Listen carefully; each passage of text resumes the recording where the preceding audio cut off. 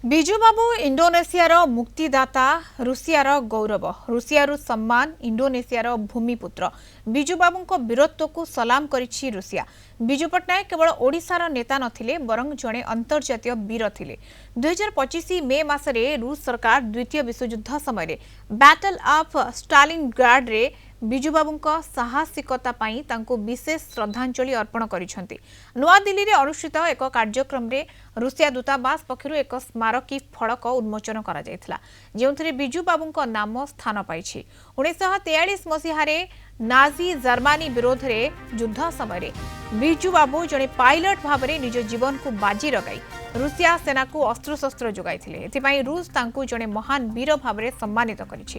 ସେହିପରି 1947 ମସିହାରେ ଇଣ୍ଡୋନେସିଆର ସ୍ୱାଧୀନତା ସଂଗ୍ରାମ ସମୟରେ ବିଜୁ ବାବୁ ସେଠାକାର ପ୍ରଧାନମନ୍ତ୍ରୀ ଏବଂ ଉପରାଷ୍ଟ୍ରପତିଙ୍କୁ ଡଚ୍ ଶାସନ କବଳରୁ ସୁରକ୍ଷିତ ଭାବରେ ଉଦ୍ଧାର କରି ଭାରତ ଆଣିଥିଲେ। ଏଥିପାଇଁ ଇଣ୍ଡୋନେସିଆ ତାଙ୍କୁ ନିଜ ଦେଶର ସର୍ବୋଚ୍ଚ ନାଗରିକ ସମ୍ମାନ ଏବଂ ଭୂମିପୁତ୍ର ଉପାଧିରେ ଭୂଷିତ କରିଛି। ପୂର୍ବତନ ମୁଖ୍ୟମନ୍ତ୍ରୀ ନବୀନ ପଟ୍ଟନାୟକ କହିଛନ୍ତି ତାଙ୍କ ପିତାଙ୍କୁ ମିଳିଥିବା ଏହି ବିଶ୍ୱସ୍ତରୀୟ ସମ୍ମାନ ପାଇଁ ସେ ଗର୍ବିତ ଏବଂ ଏହା ସାରା ଓଡ଼ିଶାବାସୀଙ୍କ ପାଇଁ ଏକ ଗୌରବର ବିଷୟ। ସାମ୍ପ୍ରତିକ ସମୟରେ ବିଜୁବାବୁଙ୍କୁ ନେଇ ବିଜେପି ସାଂସଦ ନିଶିକାନ୍ତ ଦୁବେ ଦେଇଥିବା ବିବାଦୀୟ ମନ୍ତବ୍ୟର ଏହା ହେଉଛି ସବୁଠାରୁ ବଡ଼ ଜବାବ। ବିଜୁ ପଟ୍ଟନାୟକ କୌଣସି ଗୁପ୍ତଚର ନୁହେଁ ବରଂ ଜଣେ ନିର୍ଭୀକ ଯୁଦ୍ଧ ବିମାନ ଚାଳକ ଏବଂ ମାନବବାଦୀ ନେତା ଥିଲେ, ଯାହାକୁ ମସ୍କୋରୁ ନେଇ ଜାକର୍ତ୍ତା ପର୍ଯ୍ୟନ୍ତ ସବୁଠି ସମ୍ମାନ ମିଳେ।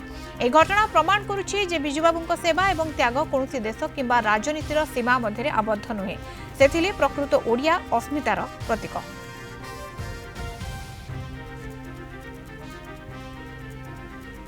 सीनियर करेस्पोंडेंट प्रीतिकांत नायक आम सहित जोड़ी होती फोन लाइन रे। प्रीतिकांत, जो भाव में ये बीजेपी जो भाव में कोटि ना कोटि मंतव्य देछि तार जवाब वर्तमान समय बिजु जनता दल तरफ ये सामना को आसुछि।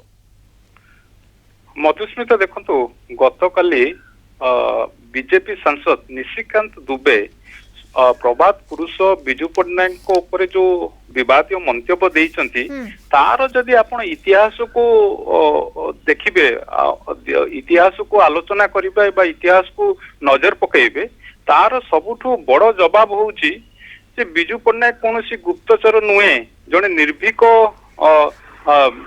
पायलट थिले, दुर्दोष पायलट थिले, मानववादी नेता थिले। एइटा प्रमाणित करूची जे मस्कोरू नहीं कि जाकर्ता पर्यंत तांको जो सम्मान मिली।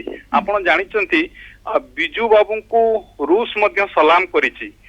से बड़ी इंडोनेशिया मध्य बिजु पट्टनायक को भूमिपुत्र सम्मान रे सम्मानित करिछि।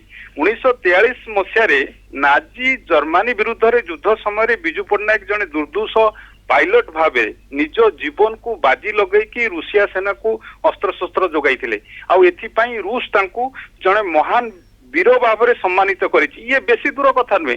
2025 मे मासरे रूस सरकार द्वितीय विश्वयुद्ध समय जो बैटल ऑफ स्टालिनग्राड रे बिजु बाबू को साहसिकता पाई तांको विशेष श्रद्धांजलि दिया जाइथिला।